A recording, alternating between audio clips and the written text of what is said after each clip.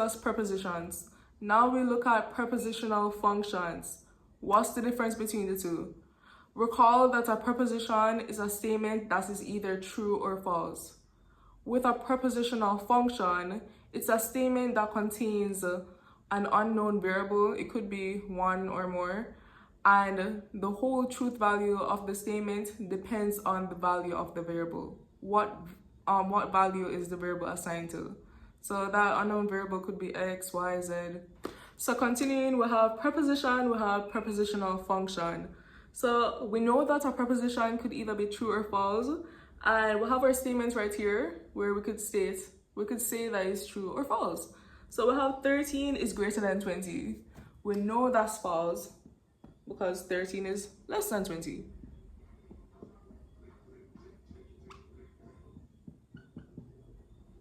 Now we move on to the prepositional function. Recall that we have a variable.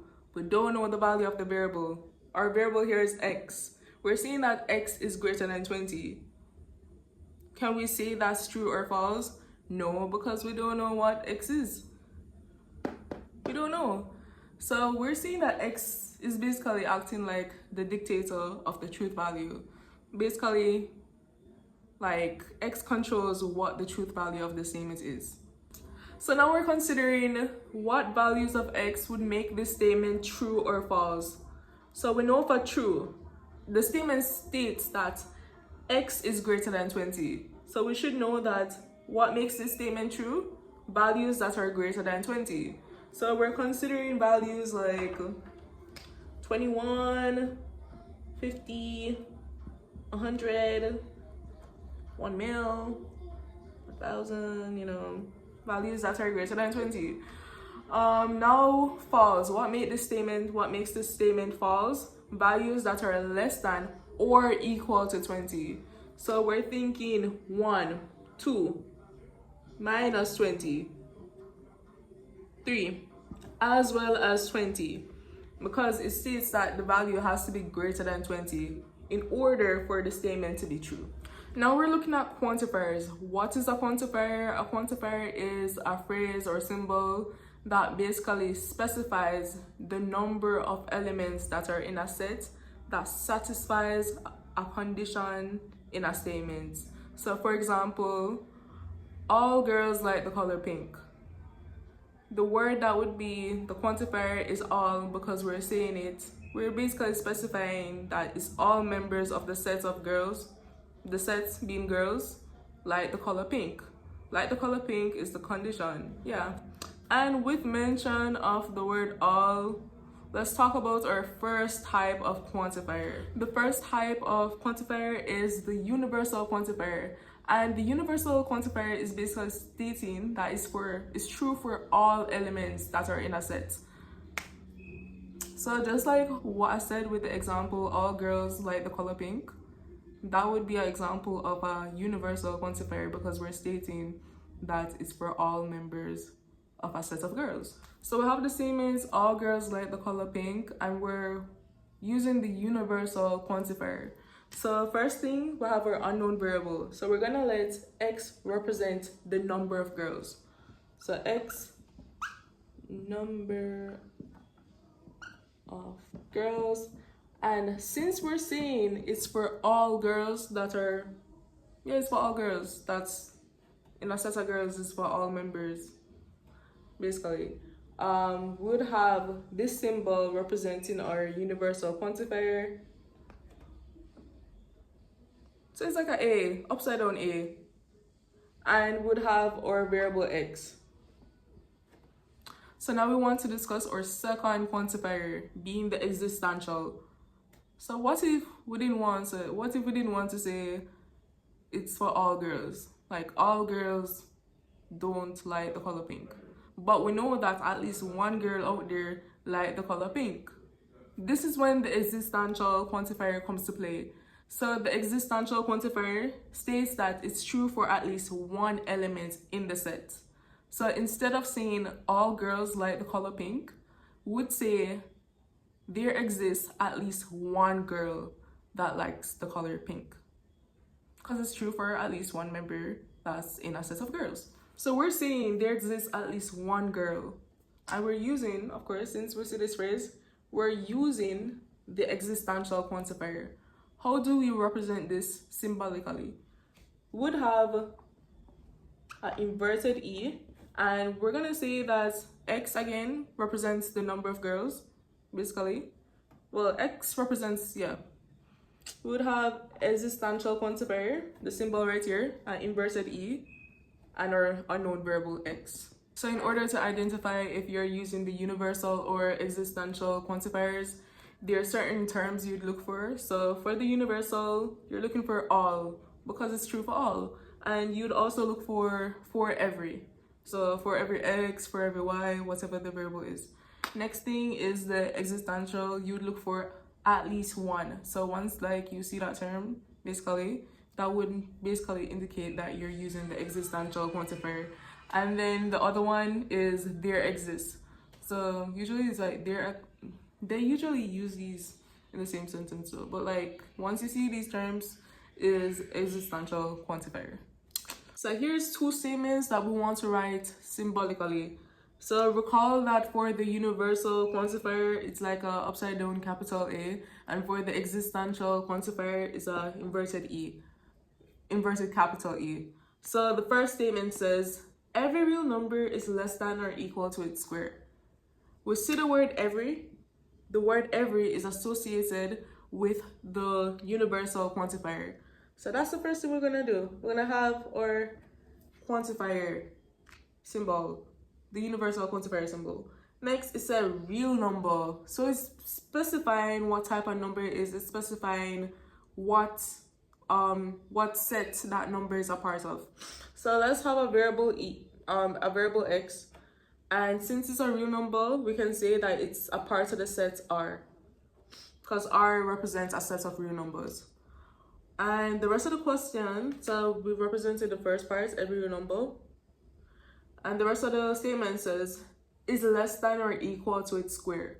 So we're saying that the number, which is X, is less than or equal to its square, meaning that it would be X squared. Therefore, we would have X, then we would have less than or equal to, so we'll have that sign, less than or equal to its square, so it would be X to the second power, so X squared. So therefore, for this statement, this is how you would write it symbolically. Every real number X is such that X is less than or equal to X squared, so it's squared. And the second statement says, there exists at least one integer whose square is itself. So we see the phrase, there exists at least one. That means we're using the existential quantifier. So we would have that symbol first, along with our variable X. Next, it says there exists at least one integer. So it's basically specifying what set that number is a part of. It's a part of a set of integers. Therefore, we're gonna have the element symbol and then integer, because Z would represent a set of integers. Next, it says whose square is itself. So it's saying that X would be equal to X squared, basically. So whose square is itself, X would be equal to X squared. And that's how we would represent this statement. Here we have our second set of examples. So we're still writing each statement symbolically, but in this case, we want to also determine the truth value of the statement. So we have a set M, and in the set M, we have -1, 2, 4, 6, and 15. Our first statement says every element of the set M is an integer. When we say the word every, we think of the universal quantifier. So that's the first symbol we're gonna have, the universal quantifier along with our variable. We're saying that it's every element that's a part of a set M, the set M. Therefore, we're gonna have that. So every X that is an element of M, because we're specifying where X is. It's in a set M. And we're saying that every element is an integer. So therefore, we're gonna have X is a member of integers. And we know that Z represents a set of integers. And our next step is to determine the truth value of the statement. So in order to determine this, we'll have to know what is an integer. So an integer is simply a positive number, a negative number, and 0. So it's a set that involves numbers that are positive, negative, as well as 0. So here we have -1 is a negative number, so it's an integer. 2, positive number. 4, positive. 6, positive. 15, positive. Therefore, all elements of M are integers, so it would have true.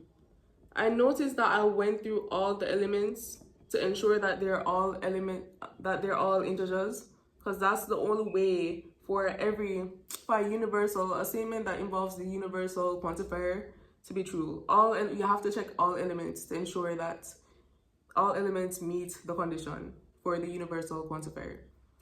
Our next statement says at least one element of M is even. So we'll see the phrase at least one. Therefore, we must think of the existential quantifier. And here's our symbol, an inverted capital E. And after the quantifier, we know we'll have our variable. Next thing, we'll have the set. We know that we're talking about an element that is a set of M. That's a part of a set of M. That's a part of the set M. And we're saying that the element is even. So what is an even number? All even numbers are divisible by 2 and they wouldn't leave any remainder. So for example, we said 4. 4 divided by 2 is 2. And it's giving us an integer. So 4 divided by 2 is giving us an integer, which is 2. Another thing, 26 divided by 2. 26 divided by 2 is 13. 13 is an integer. And one more, we'll have, let's say, 15 divided by 2. 15 is not an even number, so we're going to be given our remainder when we divide by 2, divide 15 by 2. Therefore, basically, should write back the same thing. Or we could write, this would be 2 times, well, this would give us 7.5, which is not an integer. This is not an integer, therefore the number is not even. So with that being said, all even numbers basically can be written as 2 times an integer. Because if you notice here, we have 4 divided by 2. That means that 4 is equal to 2 times 2. And 2 right here is an integer. Next, 26 divided by 2 gives us 13. That means that 26 can be written as 2 times 13. 13 is an integer. In this case, we'll have 15 would be equal to 2 times 7.5. 7.5 is not an integer, therefore 15 is not even. So with that being said, let's write our statement symbolically. So we know that with an even number, it would be 2 times the integer. So that's exactly what we're gonna have. We're gonna have x is equal to 2 times an integer. So let's call that integer p. So we'll have to say that p is a part of the set of integers. So I'm gonna have where. This symbol right here represents where. And I would have p is an element of integers. So, and that would be our statement symbolically. Next, we'll have to determine the truth value. The truth value for this, so it's at least one element of M is even. So let's go through the elements. We'll have -1. We're gonna write this as a product like 2 times an integer. So we'll have 2. And in this bracket, we'd have 2 times -1/2. -1/2, -1/2 is not an integer, therefore -1 is not even. Next, we'll move on to 2. So 2 times can be written as 2 times 1. 1 is an integer, therefore 2 is even. We already knew 2 is even, but we're just going through the steps. That means that since we have the at least one, since we're using the existential quantifier, where we just have to show it's true for 1, the whole statement would be classified as true. So that's our truth value, true. Things we should note. For the universal quantification, in order to prove that the statement is true, you have to show that it's true for all elements of the set. because at the end of the day, it's all elements. The universal quantification shows that it's for all elements. Therefore, in order to prove, you have to prove it for everyone in the set. And in order to show that it's false, you just need one to show it's false, basically. So one element to show it's false, because at the end of the day, it's universal. It's the universal quantification. It should be true for all. So if it's false for one, the whole statement is false. And for the existential quantification, you just have to prove the statement is true for one element. Because for the existential quantification, it states that it's true for at least one. So once you show that it's true for one, you're proving. However, if you want to disprove, if you want to show that the statement is false, you have to go through all the elements. You have to make sure that it's false for every single element in the set. Because the existential quantification says that it's true for one. So you have to therefore make sure that it's not true for one. It's true for none. That's why you have to go through everything to make sure that it's false for every element. Next thing we'd have to know is how to negate statements that involve quantifiers. So the first step we'd have to take is to negate the quantifier. So if we have for every x, the universal quantifier, it negated, it would be there exists x, the existential quantifier, and vice versa.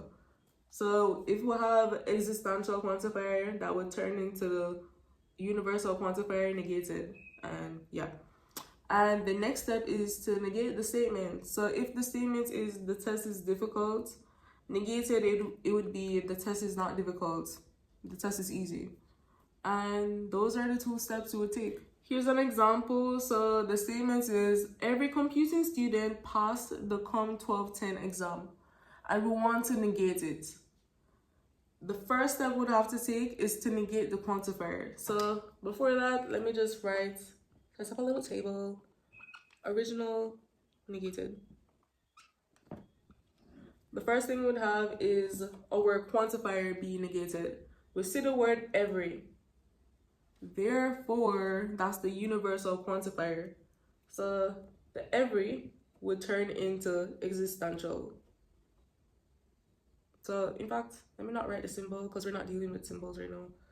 So every would turn into there exists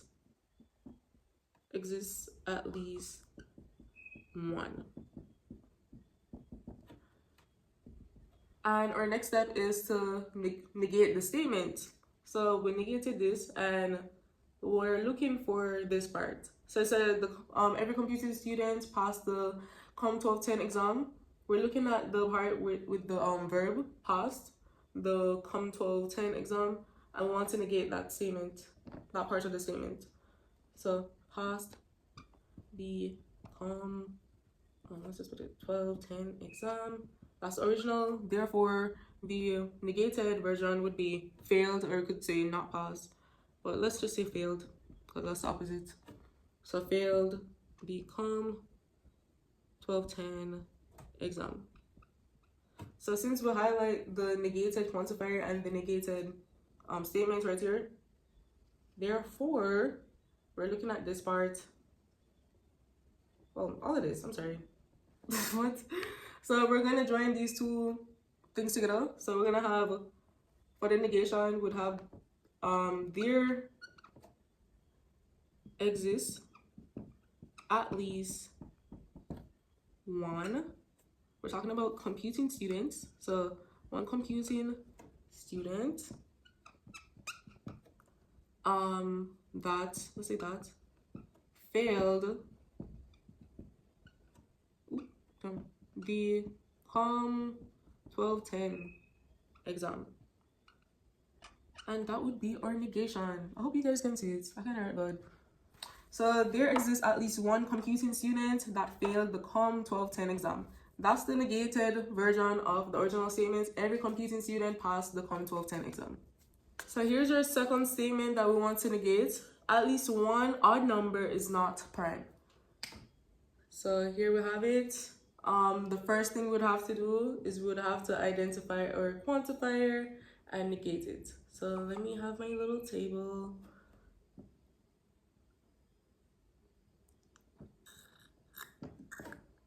Original, negated. So the quantifier in the statement would be at least one, and that would be the existential quantifier. At least one. Negated, the negated version of this, the existential quantifier would turn into the universal quantifier. Therefore, we're gonna have all. Next thing is the rest of the statement. So here we're gonna skip the subject, and we'll have is not prime. That's the original. Therefore, for the negation, we'd simply have is prime. Oh, damn. Is prime. Ooh. Since we have these two, we can write our negated statements. So we're gonna have all odd numbers, because that's what we're talking about, are prime. And that's the negated version of the original statement. So at least one odd number is not prime would turn into all odd numbers are prime. So now we're looking at the negation of conditional statements. So that would be P implies Q, for example. And one thing, guys, one thing we have to note, one thing you guys have to note, P implies Q negated is not negated P implies negated Q. It's not. That's not the negation for P implies Q. And I'm showing you why, because I don't want you guys to think that's the negation. It's not. So for example, here we'll have the truth table. And if something is negated, you would expect the values, basically the truth values, to be completely opposite. We'll have true, and then we'll have true right here. We'd have to have a false for this to be the negation. So this is not the negated form for P implies Q. So from the first video, please recall that P implies Q is logically equivalent to negated P or Q. Therefore, by us negating this statement right here, we would have P and negated Q, and that would also be the negation for P implies Q. P implies Q, yeah. And we'll have a truth table to show that. So if you notice, P implies Q have the same truth values in the same order as negated P or Q.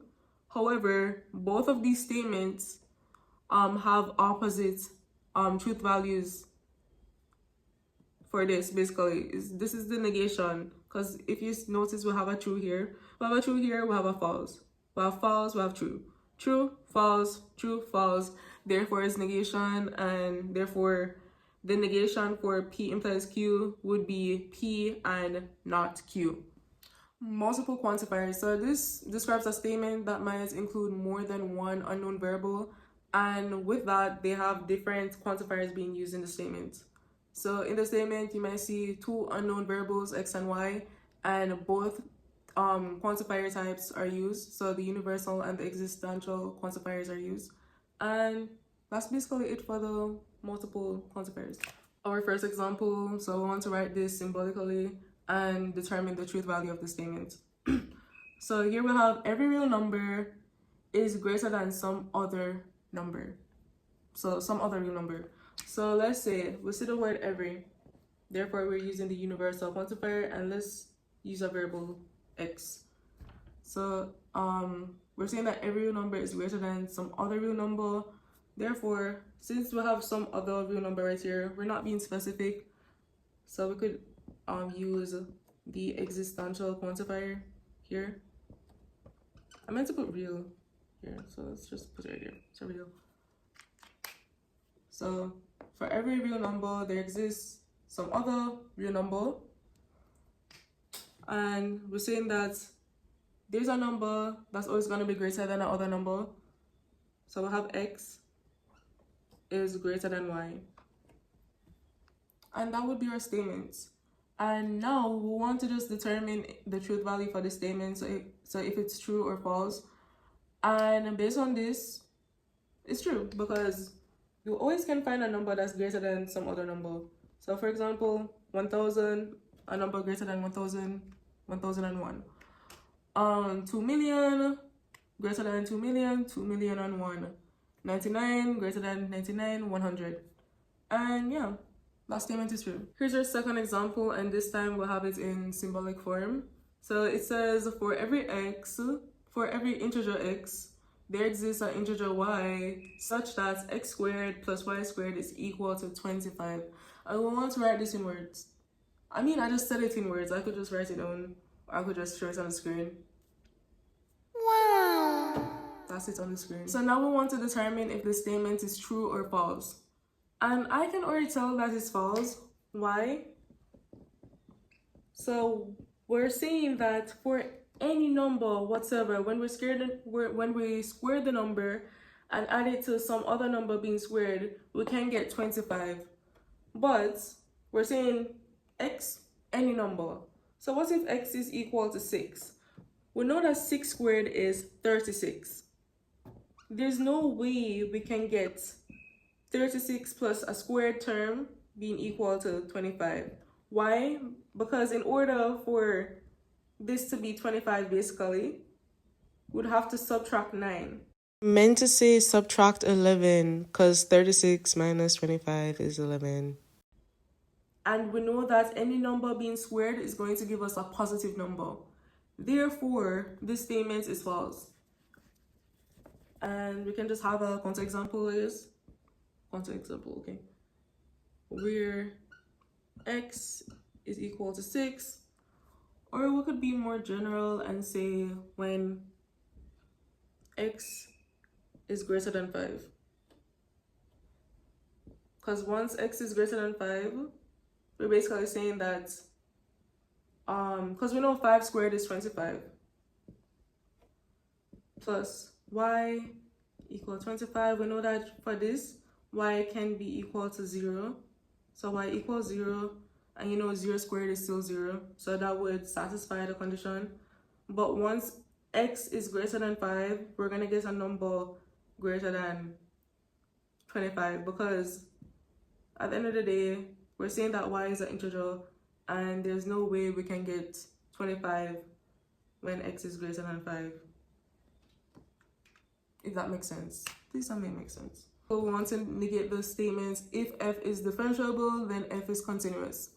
So we're gonna first thing we're gonna do, we're gonna let the first simple statement right here, this is the first simple statement, we're gonna call it P, and the second simple statement, we're gonna call it Q. And since this is implication, it would be P implies Q. For the negation, so let's have negation, negated, negation, same thing. We know that P implies Q, negated would be P and not Q. Therefore, we're gonna cross out the if, cross out the then, and we're just gonna have our first simple statement P being f is differentiable. Next is an and, so let's have our and we're negating the second simple statement. So our second simple statement Q is f is continuous. Therefore, the negated version of f is continuous would have f is not continuous. So since we're talking about the same f, we don't have to write f again. So I could just say not continuous. And this would be the negation. So here's our second example that we want to negate. If roses are red and violets are blue, then I love you. We'll identify our first simple statement as roses are red and violets are blue, because that's right after the if. Yeah. And then our second simple statement as I love you. So I'm going to call this my P, I'm going to call this my Q. And this is P implies Q. We know that the negation would be, so let's have negated, would be P and not Q. Therefore, we're gonna write back our P as it is. So eliminate the if and the then. And we're gonna have roses are red, and violets are blue. That's our P. And the next thing is for us to have our and connective. So we're gonna have and, the word and then we negate our Q.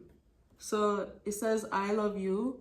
That negated would be I don't love you. I hate you. I don't love you. And that's our negation. So for the statements, if roses are red and violets are blue, then I love you. The negation would be roses are red and violets are blue, and I don't love you. So here's the third example. However, we have it in a symbolic form, and we're going to negate in the symbolic form. So here we have there exists x such that if x is greater than 1, then x squared is greater than 2. I want to negate this. First thing, we'll highlight our quantifier. That's our quantifier. So therefore, the existential quantifier would turn into the universal quantifier. Next thing, we'll have an if-then statement. So let's call one simple statement our P. So the first one here, P, and the second one, Q. This is our condition. We're gonna call it P. Our outcome, we're gonna call it Q. And since this is implication, we know that the negated form would be P and not Q.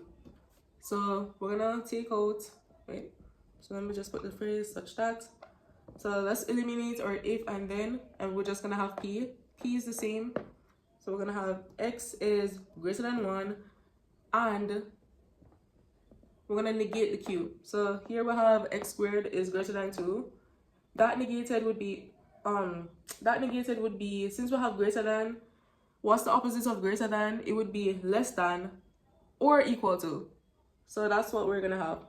We're gonna have that sign. So x squared is less than or equal to 2. Do not forget the equal to, because the opposite of greater than is not just less than. You have to include or equal to. And that's our negated statement. So recall, we negate the quantifier. Since it's an if then, we know the negated negation for it. So we have our P, that would remain the same, and negated Q. So this opposite would be this. This negated would be that. So yeah. And here's our fourth example. So notice we'll have a multiple quantification statement basically, because we're seeing the universal, the existential, as well as more than one variable. So with this statement, the same rules apply. We negate the quantifier as well as the statement, how it is. So first thing, let's just drop a table. So I'm gonna have original, and then I have negated over here. Original, so we'll have every x. That's the universal quantifier. So every x. Negated would be there exists x. Next, we'll have there exists y. Negated would be for every y. Now we have an if-then statement. We know how to negate an if-then statement. P implies Q, negated would turn into P and not Q. So we would have our P. So this would be our P. Let me just write it at the top. And this would be our Q. So P, x is greater than y. That would remain the same. So I'm just gonna have, this is excluded. I'm just have it in bracket because it's not negated. Because it's a part of the if-then statement, that would remain the same. Okay, so next is our Q, and we would negate the Q. So here we have y is greater than or equal to, y squared is greater than or equal to 0 and less than x squared. So with this, we basically, if we're to write this expression in words, let's just do that. Not exactly in words, but let's separate the two. So we'd have y squared is greater than or equal to 0, and y squared is less than x squared. This is the same thing as this. Therefore, what we'd have to do, would have to negate this, would have to change the connective to or, and also negate this. So what we're gonna do, we're gonna have y squared. Since we have greater than or equal to, that would be less than 0. We'll have our and connective, so that would be or, and then we'll have y squared is less than x squared. Therefore, we're gonna have negated, that would be y squared is greater than or equal to x squared. And that's it. So we're gonna combine all of this and put it in one statement. And here's our negated statement. The negation would be, there exists x, that's a real number, for every y that's a real number, such that x is greater than y, because that would remain the same for the negation of an implication statement. And y squared is less than 0, because that would be the opposite, or because this would be an and, so we'll have or. Y squared is greater than or equal to x squared, because right here we have less than, basically. And that's our negation.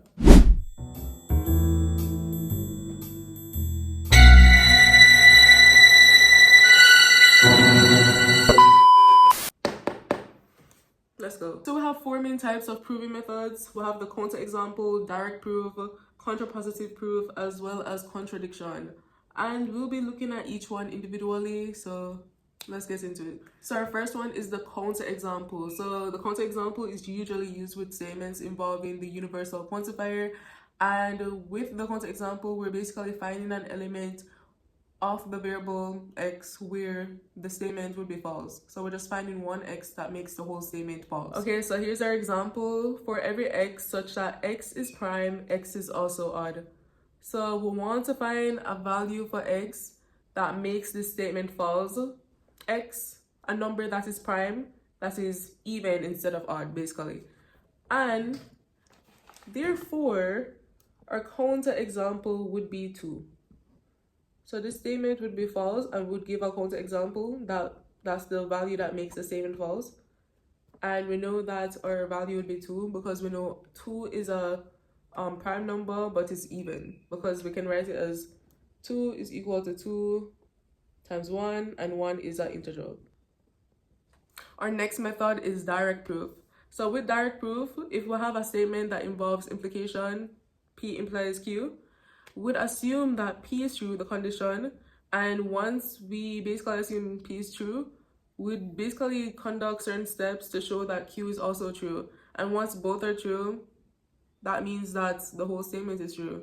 Because we know that one of the cases that make an implication, a statement that involves implication true, is when the condition and the conclusion is true. So that is what we're using for this proving method. Okay, so we have an example. We want to prove using direct proof that the statement is true. So every n that is an integer, if n is even, then n squared is even.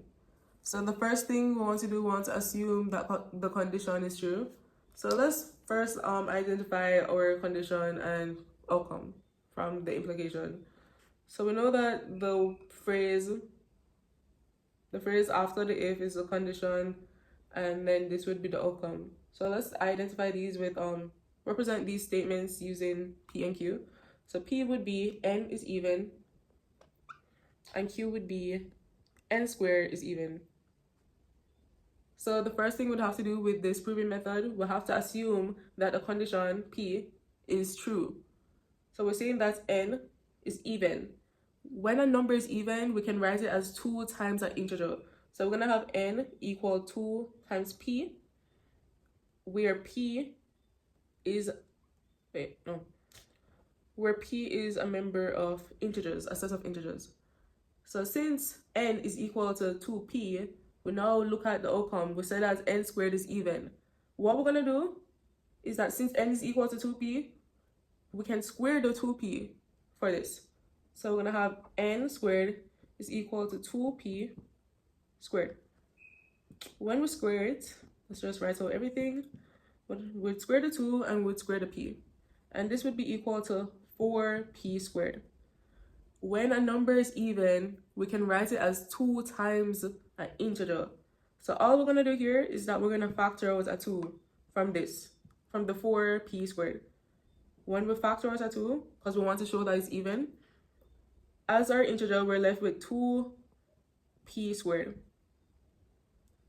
So right here, I can see that 2p squared is an integer. Why? Because we know that p is an integer. So once p is an integer, 2p squared is an integer.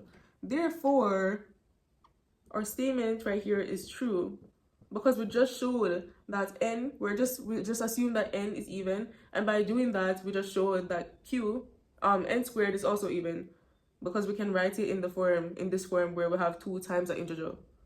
2p squared being our integer. Our third method is the contrapositive. So our original statement, p implies q. The contrapositive would be negated q implies negated p.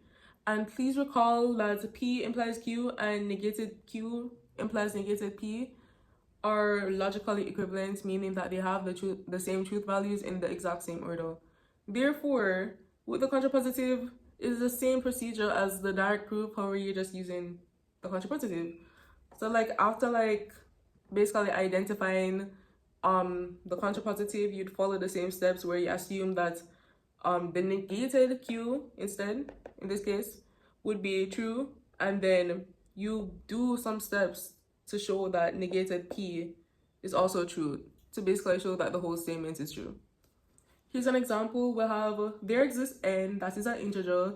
If n is odd, then n plus 1 is To say n even. And we're going to prove this statement to be true. So let's identify our condition and outcome first. So you know that n is odd would be our condition. So let's just write that down. And then our conclusion is, we're going to let the conclusion be represented by q, and that would be n plus 1 is even. So with this, according to the contrapositive method, we'll have to identify what is negated p and negated q. So we could have basically this statement, since this is basically p implies q, we can have it as negated q implies negated p. So what is our negated q? This would be n plus 1 is odd, because it's the opposite. Even, odd, opposite. And then for the negated p, we'll have n is even, since for p it said n is odd. Next thing, what we're going to do is that since we're using the contrapositive, we're going to assume that the negated q is true. So we're saying that n plus 1 is odd. How do we write that? We'd have n plus 1, and when we know that a number is odd, we could have it as 2 times an integer plus 1. So let's just say that p is an integer. Because recall our examples with the even number, we said that 2 times an integer is an even number. Therefore, with an odd number, all we have to do is add 1. And our next step, since we're assuming that this is true, we're going to try to find a way to show that n is even is also true. And once the contrapositive is true, then the original statement is true, and that's how we prove it. So we have n plus 1 is equal to 2p plus 1. So let's just write that again. Equal to 2p plus 1. We'll have a 1 on this side and we'll have a 1 on this side. We can basically subtract 1 on both sides. So subtract 1 from here and subtract 1 from the other side.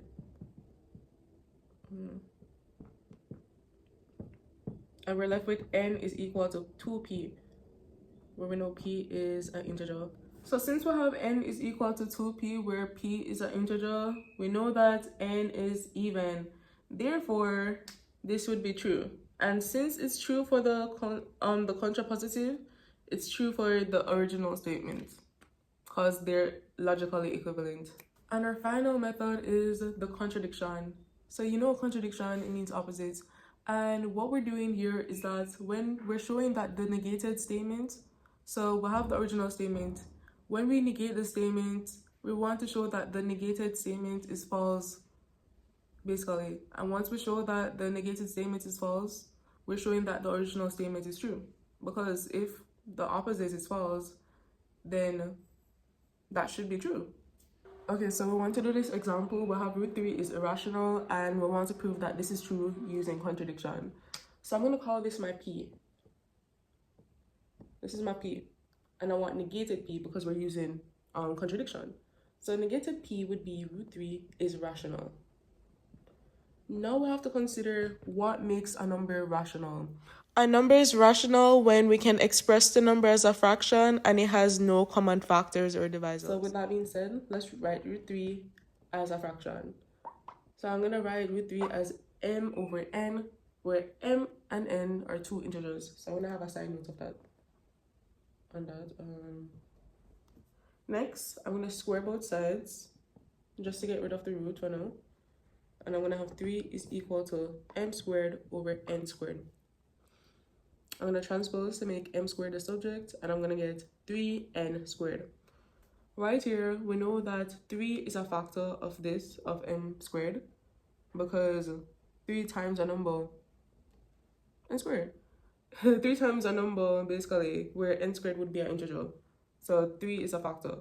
So I'm going to let m equal 3r. And I'm going to replace the 3r in this statement. 3r squared equal 3n squared. Okay, so I'm going to square this. Divide 3 on both sides. And I'm going to have 3r squared is equal to n squared. So similar to this, we know that 3 is a factor here as well. We'll have a common factor. And with that being said, I'm going to let n equal 3s. And our next step, since we have m and n, I can write root 3 in terms of that. So I'm going to have 3r over 3s. There's a common factor of 3 because we have 3 in the numerator and 3 in the denominator. Therefore, we could cancel. And when we cancel, this is showing us that this is not rational. So the statement root 3 is rational would be false because basically we'll have a common divisor and that shouldn't be the case. Therefore, since negated P is false, so I'm going to make a side note. Since negated P is false, P must be true, and that's how we prove it for contradiction.